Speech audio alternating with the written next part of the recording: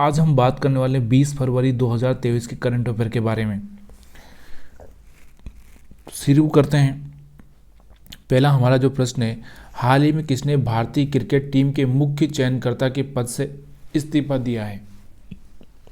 तो यहाँ पर आपके सामने 4 ऑप्शन दिए हैं, चारों में से आपको सही आंसर बताना है कौन सा सही आंसर है। तो यहाँ पर एक जय शाह है, सौरव गांगुली है, चेतन शर्मा है। तो अभी हम बात करें तो कुछ समय पहले ही, 1-2 महीने पहले की अगर हम बात करें तो चेतन शर्मा को बनाया गया था, चयनकर्ता बनाया गया था।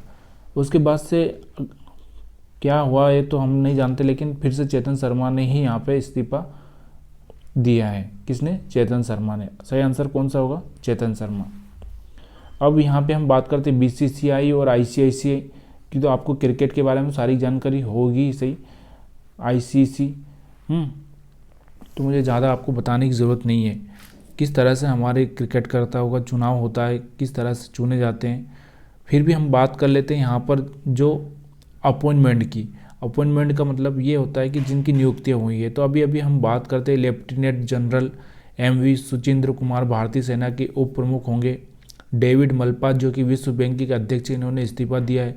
नील मोहन यूट्यूब के नए CEO बने हैं। सोनिया गोकानी गुजरात उच्च न्यायालय की मुख्य न्यायाधीश बनी है। संदीप मेहता गुवाहाटी उच्च न्यायालय के मुख्य न्यायाधीश बने। अच्छा, ये आपको पता होगा कि उच्च न्यायालय के मुख्य न्यायाधीश को सुप्रीम कोर्ट में लिया गया और सुप्रीम कोर्ट में जो राज्य में जो न्यायाधीश थे उनकी कमी को पूरा करने के लिए दूसरे लोगों को बनाए गए। अनिकेत सुनील तलाटी ICAI के अध्यक्ष बने। तो ये सारे यहाँ पर जो भी है, एक बार पढ़ने में ना बहुत बेनिफिट होगा आपको, क्योंकि बाद में आपको दोबारा से मेहनत करने की ज़रूरत ना पड़े। दूसरा प्रश्न है, हाल ही में किस देश ने भारत के फ्रोजन फूड पर से प्रतिबंध हटाया? फ्रोजन फूड आपको पता होगा, समुद्री फूड। समुद्री फूड क्या होता है?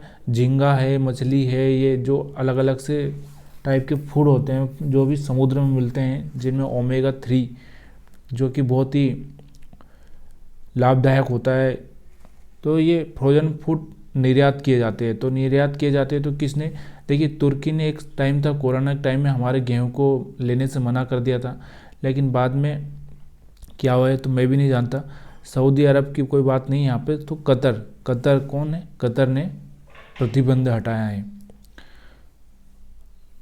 तीसरा हमारा प्रश्न है, हाल ही में रेलवे ने दिल्ली से भारत गौरव डीलक्स AC टूरिस्ट ट्रेन शुरू कि वो कहाँ से कहाँ तक चलेगी। तो ये कहाँ से कहाँ तक चलेगी आपको पता होना चाहिए। अयोध्या से वैष्णो देवी, अयोध्या से दिल्ली, अयोध्या से जनकपुरी। अच्छा, जनकपुरी है कहाँ पे आपको ये भी पता होना चाहिए। जनकपुरी की अगर हम बात करें तो ये नेपाल में है। कहाँ पर है? नेपाल में है। जिसका कि आपको पता होगा कि जनकपुरी सीता जी का मायका था, यानी कि उनके माता पिता जनकपुरी में रहते थे। जनक जी जिनको हम कहते हैं, आपको ये सारी बातें पता होगी, लेकिन ये अभी कहाँ पे है? जनकपुरी नेपाल में है। तो जो ये ट्रेन चलेगी वो कहाँ से कहाँ तक चलेगी? अयोध्या से जनकपुरी, यानी कि नेपाल तक। अब ट्रेन के बारे में आपको पता ही होगा, ट्रेन के बारे में मुझे बताने की ज़रूरत नहीं है। पहली ट्रेन कब चली थी विश्व में? भारत में पहली ट्रेन कब चली? मेट्रो कब चली? मेट्रो कोलकाता में चली। मेट्रो अंडर वाटर भी मेट्रो कोलकाता में चलेगी। भारत की ट्रेन कब चली थी आपको पता होगा, कहाँ से कहाँ तक चली थी ये भी आपको पता होगा। चौथा प्रश्न, हाल ही में जयशंकर ने किस देश की राजधानी सुआ में सरदार पटेल की प्रतिमा का अनावरण किया है? तो यहाँ पर 4 ऑप्शन आपके सामने, चारों में से सही आंसर चुनना है। सुआ किसकी राजधानी? पहले तो आपको ये पता होना चाहिए सुआ किसकी राजधानी है? फिजी की। तो कहाँ पर किया है? फिजी में किया है। कहाँ पे? फिजी में। 5वां प्रश्न, हाल ही में पंजाब में पहला राज्य स्तरीय झींगा मेला शुरू हुआ है। अच्छा, झींगा मेला क्या है? झींगा मेला कोई ऐसा फेस्टिवल नहीं है कि जो जिससे जहाँ पे बहुत सारे कलाकार आएंगे या कुछ करेंगे। झींगा मेला का मतलब होता है कि लोग झींगा पाले, अपनी आजीविका का सोर्स बनाए, अपनी इनकम का सोर्स बनाए झींगा मेला। तो झींगा मेला मतलब जो झींगे आते हैं, मछलियाँ, छोटी छोटी मछलियाँ जिनको बेचा जाता है, जिनको पानी में तालाब में रखकर उनको जो वहाँ पे क्या प्रॉब्लम है, यहाँ पे एक थोड़ा सा प्रॉब्लम क्या है कि झींगा खारे पानी जो बहुत सारा वहाँ पे खारे पानी का भी सोर्स है, तो खारे पानी में झींगा हो जाता है। तो जहाँ पे खारे पानी किसी काम का यूज़ नहीं होता है, वहाँ पे झींगा पालकर आप झींगा मेला मतलब झींगा से अपना व्यवसाय कर सकते हैं, अपने इनकम का सोर्स बढ़ा सकते हैं। तो ये कहाँ पर हुआ है? पंजाब में। कहाँ पे? पंजाब में। अब हम बात करते हैं पंजाब यानी कि राज्यों से रिलेटेड करंट अफेयर की। तो देखिए, मणिपुर में वैश्विक व्यापार समुदाय के लिए G20 संवाद मंच की मेजबानी कर रहा है मणिपुर। लद्दाख यह में पेंगोंग त्सो भारत की पहली फ्रोजन लेक मैराथन की मेजबानी कर रहा है। गुजरात के मुख्यमंत्री ने सुजलाम सुफलाम जल अभियान के छठे चरण का उद्घाटन किया। राजेंद्र विश्वनाथ अर्लेकर बिहार के राज्यपाल बने। Lieutenant general KT Patnaik Arunachal Pradesh के 20वें राज्यपाल। पूर्व DGP वीरेंद्र पश्चिम बंगाल के मुख्य सूचना आयुक्त बने। महाराष्ट्र सरकार ने अप्पा साहेब धर्माधिकारी को महाराष्ट्र भूषण देने की घोषणा की। तो ये राज्यों से रिलेटेड करंट अफेयर है, तो ये आपको याद रखना चाहिए। अब हम बात करते हैं यहाँ पे छठे प्रश्न की। हाल ही में छत्रपति शिवाजी महाराज जयंती कब मनाई गई? अच्छा, ये तो आप सभी को पता ही होगा कि छत्रपति शिवाजी महाराज की जयंती कब मनाई जाती है? 19 फरवरी को। 19 फरवरी। छत्रपति महाराज शिवाजी महाराज कौन थे? मराठा वॉरियर थे, यानी कि मराठा साम्राज्य का उदय इन्हीं के इसमें हुआ था। और इनकी कितने युद्ध हुए हैं आपको अच्छे से पता होगा, इनके बारे में कोई बताने की मुझे ज़रूरत नहीं है, इसलिए आपको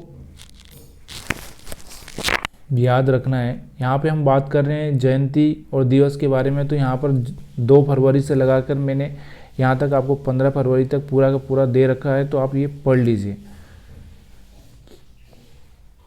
7वां प्रश्न है, हाल ही में आधार से संबंधित प्रश्नों के लिए किसने लॉन्च किया AI चैट आधार मित्र? देखिए, हमारे आधार के लिए बहुत सारी प्रॉब्लम होती है कि कभी हम एड्रेस चेंज नहीं कर पाते, कभी बहुत सारी चीज़ें होती है, तो आधार तो यहाँ पर चैट बॉट लॉन्च किया है जिसमें आप प्रश्न पूछ सकते हैं और वो आपको गाइड करेगा। तो कौन कर सकता है? UAIDI, जो कि हमारा आधार बनाया जिसने, वही करेगा। अब हम बात कर रहे हैं यहाँ पे आधार से बारे में, या फिर हम बात करें कि राष्ट्रीय करंट अफेयर के बारे में। तो राष्ट्रीय करंट अफेयर के बारे में आप देख सकते हैं यहाँ पे, मुंबई में टेक्नोटेक्स 2023 का आयोजन वस्त्र मंत्रालय करेगा। एम्स ऋषिकेश ने ड्रोन के जरिए तपेदिक दवा पहुंचाने का ट्रायल लिया। मुंबई में दिव्य कला मेले का आयोजन किया जाएगा। PM ने राजस्थान में जल जन अभियान की शुरुआत की। भारत का पहला वेस्ट टू हाइड्रोजन संयंत्र पुणे में स्थापित किया जाएगा। केंद्रीय मंत्री गिरिराज सिंह ने मिशन अंत्योदय सर्वेक्षण 2022 का उद्घाटन किया है। तो सारा ये राष्ट्रीय करंट अफेयर है जो आप पढ़ सकते हैं। PM ने मुंबई में 2 वंदे मातरम एक्सप्रेस ट्रेनों को हरी झंडी दिखाई है।